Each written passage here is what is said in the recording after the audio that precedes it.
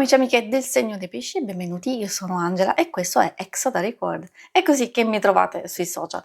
Questo è l'oroscopo settimanale dal 9 al 15 marzo. Prima di iniziare vi ricordo che è una stesa generica, prendete solo ciò che vi risuona maggiormente e se volete potete integrarla col vostro ascendente per avere più informazioni.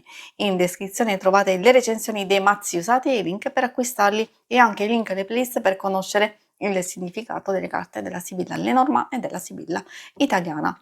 Vi invito a iscrivervi e abbonarvi al mio canale per sostenere il mio lavoro. Vi ringrazio moltissimo se lo farete o lo avete già fatto. E adesso partiamo con la lettura, andiamo ad inquadrare come andrà la vostra settimana e poi vedremo i segni zodiacali da attenzionare, l'amore, il lavoro e le finanze.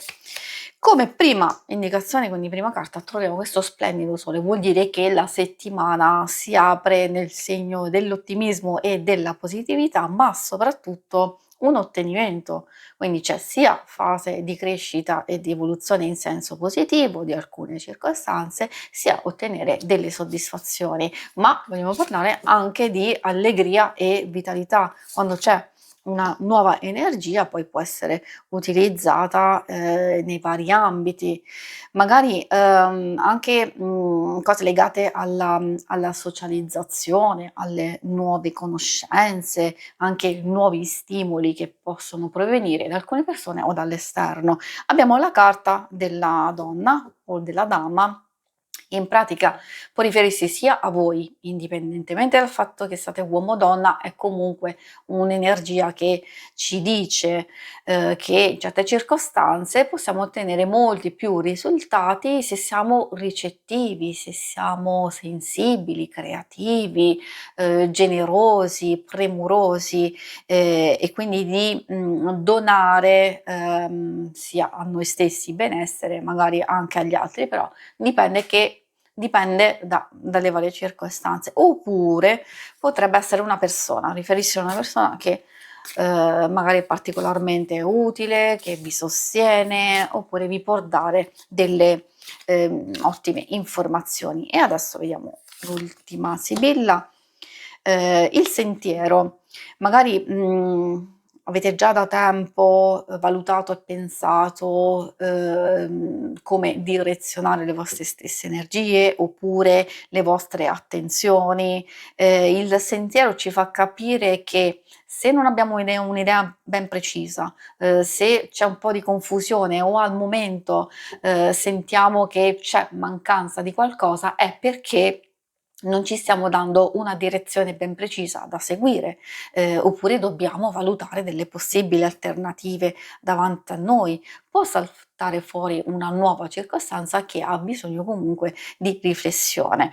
Di sicuro, in qualsiasi situazione, questa carta ci consiglia di essere prudenti, di fermarsi un attimino perché si presenta una scelta, una decisione importante da prendere per il nostro futuro. Adesso vediamo i segni zodiacali da attenzionare particolarmente nella vostra settimana, sono i segni di acqua, cancro, scorpione e pesci e troviamo anche quelli di aria, gemelli, bilancia e acquario. E adesso andiamo a vedere l'ambito amore. Ambito amore, coppia single, consiglio per chi non dovesse essere interessato di ascoltare lo stesso perché alcune cose possono riferirsi alla famiglia o alle amicizie. Troviamo il gelsomino, ci parla di dolcezza, a volte anche di sensualità, in senso lato di una nuova conquista. Cosa vuol dire? Che per le coppie probabilmente c'è bisogno di intensificare il rapporto o comunque di godere di qualcosa di condiviso, di sfoderare il proprio fascino, di aumentare anche il desiderio o quantomeno opportunità per conquistare insieme i propri spazi o degli spazi importanti futuri come nuovi progetti e idee da realizzare. Questo può riferirsi anche alle relazioni più importanti, come vi dicevo, di amicizia e famiglia. Si vede una certa stabilità, quindi come rispetto reciproco e tutto ciò che aiuta a costruire il rapporto stesso, di portarlo avanti con costanza, ma anche di recuperare, quindi intesa ritrovata se c'è stato qualcosa che non è andata. Narciso, attenzione, molti possono pensare a comportamenti narcisistici o di avere a che fare con una persona del genere, può anche essere, diciamo, spero che non sia il vostro caso. Come significato proprio intrinseco della carta può far riferimento spesso a una persona che vuole ottenere qualcosa da voi, allora vi provoca o fa delle smancerie, delle moine perché in qualche modo, come dicevo, vuole coinvolgervi o vuole ottenere qualcosa. Può essere positivo come un gioco da compiersi nella coppia stessa. Se invece parlando di single avete a che fare con una persona del genere che magari così si fa sentire all'improvviso per soddisfare delle sue esigenze e magari è stato distante per un tot di tempo, e allora sapete già con chi avete a che fare. Altrimenti potrebbe esserci nuove conoscenze, nuove opportunità dove una persona in qualche modo può palesemente dimostrare il suo interesse nei vostri confronti. E adesso procediamo con l'ambito lavoro, se avete anche dei progetti, ovviamente vediamo anche le finanze. Troviamo il dottore, consolante sorpresa. Allora, il dottore, al di là del nome stesso, spesso fa riferimento a quelle persone di fiducia e di rispetto o un professionista. A volte può essere l'avvocato, può essere il commercialista, può essere qualcuno di riferimento che vi sta magari aiutando in certi aspetti.